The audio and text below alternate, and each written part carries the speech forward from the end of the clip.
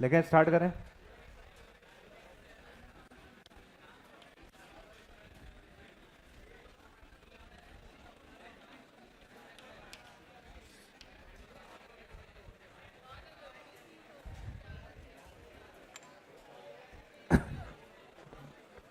करें start. Determinant लिख लिया सबने? स्टार्ट करें। डिटर्मिनेंट्स क्या होता है? हटा दो सब पिक्चर। हमारा नेक्स्ट टॉपिक है डिटर्मिनेंट्स। ओके, डिटर्मिनेंट्स एक आसान टॉपिक है, ज़्यादा कुछ इसमें है नहीं, ठीक है, लेकिन 12th बोर्ड वालों के लिए बहुत इंपॉर्टेंट है भाई। अगर आप बोर्ड के स्टूडेंट हो तो आपके लिए बहुत काम का टॉपिक है, क्योंकि 6 मार्क्स का क्वेश्चन आता है, पता नहीं अब तो कितने का, 6 का ही आता है, 5 या 6 का आता है, और सीधे क्वेश्चन आता है इसमें स्ट्रेट फॉरवर्ड, तो ज़्यादा कोई लंबा चौड़ा काम नहीं। डिटर्मिनेंट समझते हैं, ठीक है, बोर्ड पे देखते रहे आप लोग, ठीक है। डिटर्मिनेंट क्या होता है बेसिकली, ठीक है। सबसे पहले डिटर्मिनेंट की ज़रूरत हमें पड़ी क्यों, पहले बताता हूँ। जैसे हमारे पास एक इक्वेशन है ना, तो a1x plus b1y equal to c1 है, ठीक है, और a2x plus b2y equal to c2 है। हम इस इक्वेशन को सालों से सॉल्व कर रहे हैं, ठीक है। अब इस इक्वेशन को जब मैं सॉल्व करता हूं तो इसको किससे मल्टीप्लाई करता हूं, b2 से, इसको किससे मल्टीप्लाई करता हूं, b1 से, यही करते थे अपन लोग। फिर सब्ट्रैक्ट करते हैं, क्या करते हैं, सब्ट्रैक्ट कर देंगे सब्ट्रैक्ट, तो माइनस करेंगे तो क्या आएगा, a1 b2 minus a2 b1, और साथ में क्या आएगा x इक्वल टू क्या आएगा, b2 c1 minus b1 c2। तो बताओ x कितना निकल कर आया, b2 c1 minus b1 c2 upon a1 b2 minus a2 b1, ये x निकल कर आया, ठीक है, जो हम बचपन से पढ़ते आ रहे हैं।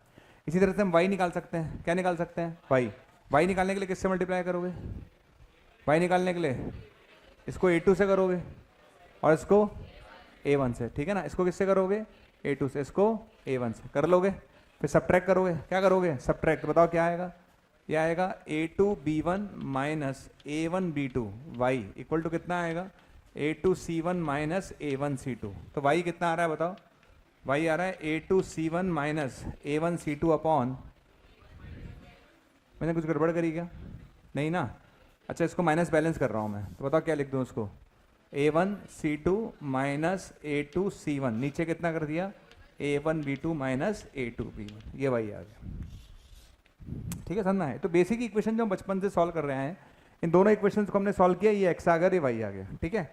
तो यहाँ पे जो टर्मिनोलॉजी नीचे लिखी हुई है, नीचे दिख रहा है आपको a1 b2 minus a2 b1 लिखा हुआ है, तो a1 b2 minus a2 b1 को ऐसे लिखा गया a1 b1 a2 और b2, इस तरह से उन्होंने अरेंज किया। उन्होंने क्या बोला यार, a1 b2 minus a2 b1 को ऐसे लिख लेते हैं, a1 b2 minus a2 b1, ठीक है। इसकी वैल्यू कैसे निकालोगे, a1 b2 minus a2 b, ऐसे लिखा गया। तो इस अरेंजमेंट को हम बोलते हैं डिटर्मिनेंट्स, क्या बोलते हैं, डिटर्मिनेंट्स। इस अरेंजमेंट को हम बोलते हैं डिटर्मिनेंट्स, समझ में आ गया। तो a1 b2 minus a2 b1 को ऐसे लिखा गया, a1 b2 minus a2 b1, clear, समझ में आ गया। इसका नाम देता हूं मैं d, कैपिटल D, क्या नाम दे दिया, d, ठीक है। अब इधर आ जाओ, ऊपर वाले क्या लिखा होगा बताओ, b2 c1 minus c1 b2, b2 c1 minus b1 c2, कितने लोग लिख सकते हैं, क्या लिखोगे, बोलो बोलो, c1 आएगा, c2 आएगा, b2 आएगा और b1 आएगा। चेक करना, b2 c1 है ना, b2 क्या है c1, b1 c2 है, और माइनस लिखा है क्या साथ में, माइनस ही आएगा क्या, चेक कर लिया था मैंने, सही लिखा ना यहाँ पर, b2 c1 minus b1 c2, और यहाँ पर सही लिखा था मैंने a1, हाँ ठीक है। तो उसको बैलेंस कर लेते हैं, तो एक काम करते हैं, चलो लिख देता हूँ, b2 c1, b2 के साथ आना चाहिए c1 और b1 के साथ आना चाहिए c2, चेक करो सही है कि गलत है, सही है, समझ में आ गया। अच्छा लास्ट वाला बताओ क्या लिखा हुआ है, इसको d डैश नाम दे दो या d1 नाम दे दो, d1 नाम दे दो। अच्छा लास्ट वाला बताओ क्या लिखा हुआ है, ऊपर क्या लिखा हुआ है, a1 c2 minus a2 c1, इसको कितने बच्चे लिख लेंगे, a1 के साथ c2, आगे बोलो, a2 के साथ c1, श्योर है, इसको नाम दे देते हैं d2, ठीक है।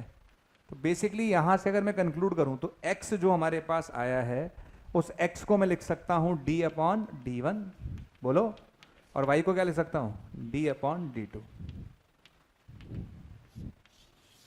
आया समझ में। तो जो बेसिकली ये जो अरेंजमेंट है ना, जैसे ये चीज लिखी हुई है, तो उसको थोड़ा सुंदर बनाने के लिए फिर डिटर्मिनेंट्स की फॉर्म में लिखा गया ऐसे, समझ में आया, कहां पर, कहां पर, एक्स तो डी अपॉन डी वन लिखा है ना, सही लिखा है ना?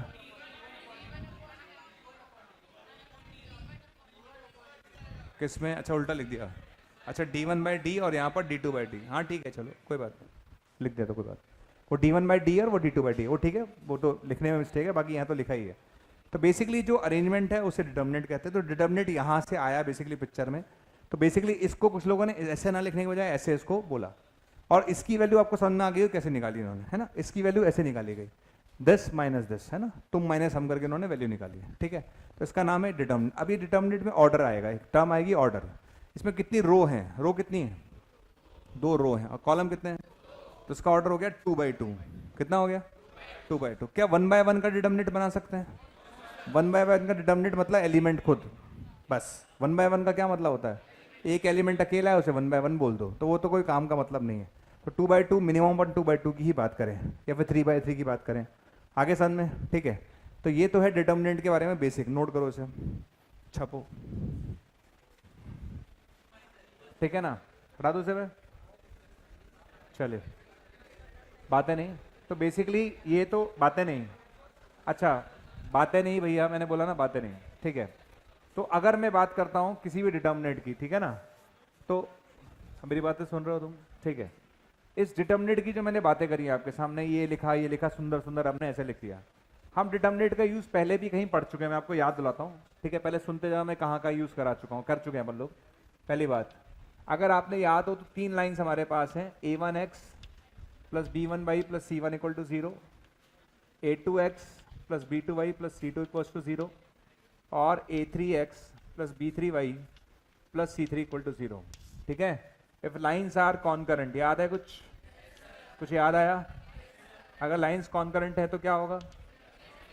कितने लोगों को याद है? अगर लाइन्स कॉन्करेंट है तो डिटर्मिनेंट 0 होगा। तो a1 b1 c1, आगे बोलो a2 b2 c2, आगे बोलो a3 b3 c3, क्या होगा? 0। शायद आपको याद हो, ये हमने पढ़ा था स्ट्रेट लाइन में, ये पढ़ चुके हम लोग। पहला यूज हमने डिटर्मिनेंट का वहां पढ़ा था। सेकंड यूज हमने पढ़ा था कि अगर किसी ट्राइंगल के 3 पॉइंट्स बताऊं, शायद आपको याद आए, a x1 y1 है, और बोलो b x2 y2, और बोलो c x3 y3 है, याद आया? तो ट्राइंगल के एरिया क्या होता था? 1/2, आगे बोलो x1 y1 1, आगे x2 y2 1, और बोलिए x3 y3 और 1। करेक्ट है? यही पढ़ा था तुमने एरिया? नहीं पढ़ा था? तो डिटर्मिनेंट का यूज हम 11 से पढ़ रहे हैं, ऐसा नहीं है हमारे लिए, ऐसा कोई नया टॉपिक नहीं है कि भाई बहुत भारी हो, ठीक है? डिटर्मिनेंट का यूज हमने पढ़ा है यहाँ पर, ठीक है? और कहीं यूज पढ़ा है डिटर्मिनेंट का? फिजिक्स में छोड़ो आप, मैथ समझ लीजिए, फिजिक्स पे चले गए आप। हाँ 3D में पढ़ा है, 3D में कोप्लेनर होते हैं, 3 वेक्टर्स कोप्लेनर होते हैं, ठीक है? बहुत जगह है अपने पास है। चल खैर ये तो हो गया बेसिक बातें, है ना? अब मुद्दे की बात करते हैं, यहाँ से टॉपिक हम चालू करते हैं। ये सब मैंने इंट्रोडक्शन दिया है, इस पार्ट का इंट्रोडक्शन ऐसे ही दे दिया कि भाई इंट्रोडक्शन ये है। अब बात आती है, सबसे पहले तरीके से बात करें, ऑर्डर क्या होता है, ठीक है? बिल्कुल बोर्ड पर ही देखना आप, ठीक है? ऑर्डर के लिए पहले हम ये समझते हैं, किसी भी डिटर्मिनेंट को हम लिखते हैं तो जैसे मैंने लिखा a1 a2 b1 और b2, ठीक है ना? तो जब हम किसी डिटर्मिनेंट को लिखते हैं तो बेसिकली वहां पर 2 चीजें हमें दिखती है। कौन कौन सी दिखती हैं? बहुत अच्छी बात है ना? ये है रो नंबर 1 यानी r1, और ये है रो नंबर 2 यानी r2, ठीक है? ये है कॉलम नंबर 1 c1, और ये कॉलम नंबर 2 c2, ठीक है? तो row number 1, row number 2, column number 1, column number 2। किसी भी डिटर्मिनेंट का जो ऑर्डर होता है वो होता है रो इंटू कॉलम। क्या होता है ऑर्डर? Rho into column. किसी भी डिटर्मिनेंट का ऑर्डर क्या होता है? Rho into column. तो इसमें कितनी रो हैं? 2, तो 2 इंटू 2 आएगा। कुछ लोग इसको 4 लिख देते हैं, चमत्कारी लोग होते हैं। हम चमत्कार नहीं बचाएंगे, 2/2 का मतलब है 2 रो और 2 कॉलम है, ठीक है? चलो तुम बताओ, अगर हमें, बाकी लोग शांत रहना, अगर हमें 2/3 का डिटर्मिनेंट बनाना है तो कैसे बनेगा? बाकी लोग शांत रहिएगा। जो आ कर रहा है ना, आधे घंटे तक आ करवाऊंगा स्टेज पे बुला के, और अलग अलग तरीके से। हाँ बोलो।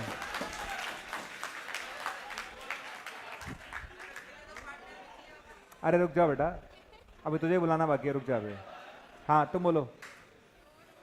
2 रो होंगी 3 कॉलम होगा, 2/3 बना लोगे तुम? कैसे बनेगा? 2/3 बना लोगी? 2/3, 2 रो 3 कॉलम, ठीक है, वेरी गुड। इन सबके लिए जोरदार तालियां बजाओ, इन सबके लिए जोरदार तालियां बजा दीजिए, बजा लोगे सब लोग? ठीक है, इन सबके लिए क्या है, अब सुनो सुनो, अच्छा आप सुनो मेरी बात। सबसे पहली बात, सबसे पहली और इंपॉर्टेंट बात, मैट्रिक्स और डिटर्मिनेंट में सबसे बड़ा डिफरेंस है कि मैट्रिक्स में रो और कॉलम इक्वल हो भी सकते हैं और नहीं भी, पर डिटर्मिनेंट में रो और कॉलम हमेशा इक्वल होंगे। तो पहला चमत्कार ध्यान रखें, फर्स्ट पॉइंट सही, सॉरी तो हो ही गया। In determinant row always equal to column, always word लगाना, row always equal to column, ठीक है। In matrix row equal to column और row is not equal to column, दोनों पॉसिबल हैं। ये पहला मेजर डिफरेंस है, ध्यान रखें। तो जितने भी लोगों ने बोला ना कि सर 2/3 तो बनाना है सर, तो 2 ऐसे ले लीजिए, 3 ऐसे ले लीजिए, तो तुम ही ले पाओगे, हम नहीं ले पाएंगे। हमारे यहाँ डिटर्मिनेंट के अंदर row always equal to column, in matrix row column के इक्वल हो भी सकता है और नहीं भी। हमारी फिलहाल बात डिटर्मिनेंट की, तो भैया तुम्हारे अंदर रो हमेशा कॉलम के इक्वल होगा।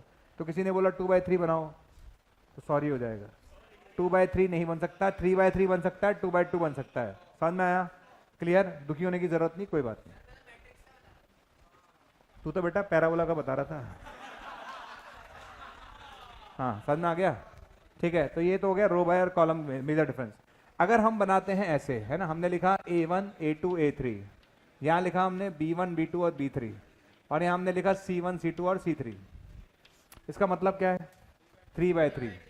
अच्छा मैंने बता दिया, कुछ लोग बहुत देर तक सोच रहे थे पता ही नहीं चलता कितनी रो और कितने कॉलम है। ये 3/3 है। क्या है ये? कितनी रो है इसमें? 3, और कितने कॉलम है? 3। तो पहली बात ऑर्डर क्लियर है कि किसी भी डिटर्मिनेंट में रो हमेशा कॉलम के इक्वल होंगी, और जितनी रो होंगी जितनी कॉलम होंगे उसका ऑर्डर हो जाएगा, करेक्ट। मैट्रिक्स में रो और कॉलम अलग अलग हो सकते हैं और सेम भी हो सकते हैं। ये नोट नहीं किया था तुमने? चलो कोई बात नहीं, कोई बात नहीं, मैं दोबारा लिख देता हूँ, यहां से नोट करना चालू करो।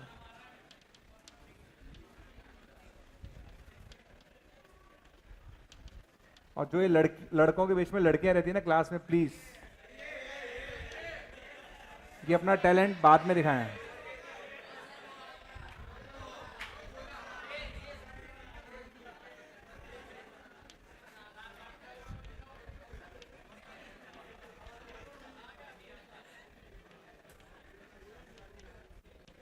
हाँ भाई लिखो, लिख लीजिए आप लोग, फटाफट लोड करो।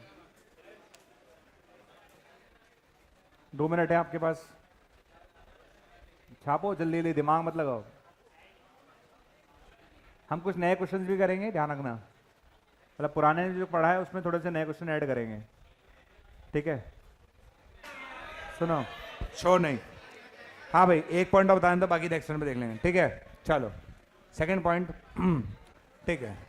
ये एक डिटर्मिनेंट है, हमने लिखा बातें नहीं ABCD, तो उसकी वैल्यू आई AD माइनस BC, ठीक है। ये डिटर्मिनेंट है, उसकी वैल्यू आ गई AD माइनस BC। अब मैंने लिखा मैट्रिक्स, क्या लिखा? मैट्रिक्स, ये मैट्रिक्स है, ठीक है, ठीक है। ये डिटर्मिनेंट, इसकी वैल्यू AD माइनस, और इसकी वैल्यू आ गई AD माइनस BC। ये मैट्रिक्स है, इसको नाम देता हूं A, नाम दे दो चलो, है ना। इसमें से कौन सा सही है और कौन सा गलत है?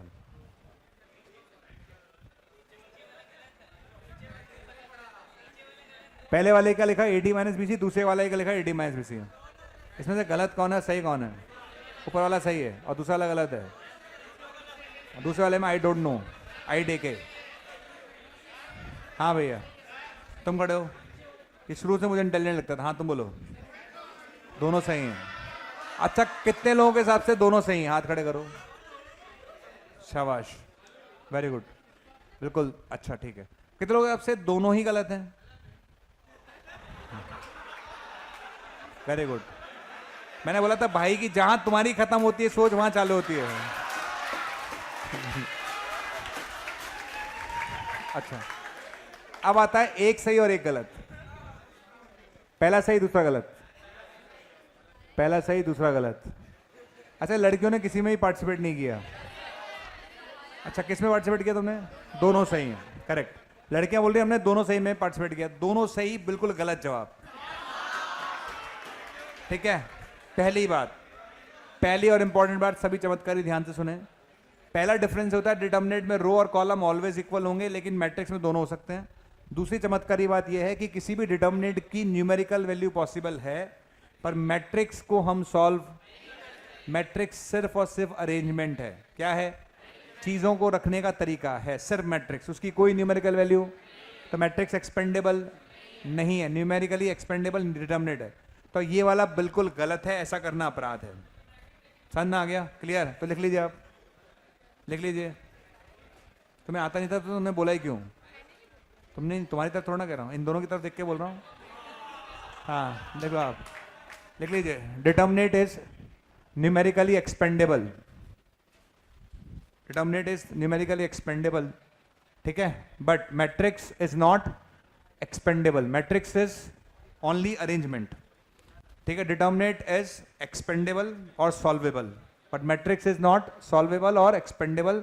मैट्रिक्स क्या है basically? Matrix is only arrangement of elements. Matrix में सिर्फ एलिमेंट्स को अरेंज कर सकते हो, उसकी कोई न्यूमेरिकल वैल्यू नहीं है, ध्यान रखना। तो गलती से भी है ना ऐसा मत करना, क्योंकि मैंने जो क्वेश्चन पूछा है ना, जिन्होंने मैट्रिक्स पढ़ लिया उनसे पूछोगे तो भी अभी गलत जवाब देंगे वो, क्योंकि लोगों को याद ही नहीं रहता कि मैट्रिक्स की वैल्यू नहीं आती। वो क्या करते हैं, तुमको देखा, दोनों को सेम ख्याल आया। ठीक है, समझ में आया? दोनों के ख्याल अलग अलग हैं। न्यूमेरिकली मैट्रिक्स को सॉल्व नहीं कर सकते। मैट्रिक्स क्या है? सिर्फ ओनली अरेंजमेंट। ठीक है, इसके अगले दिन में बाकी चीजें पढ़ेंगे। थैंक यू भाई।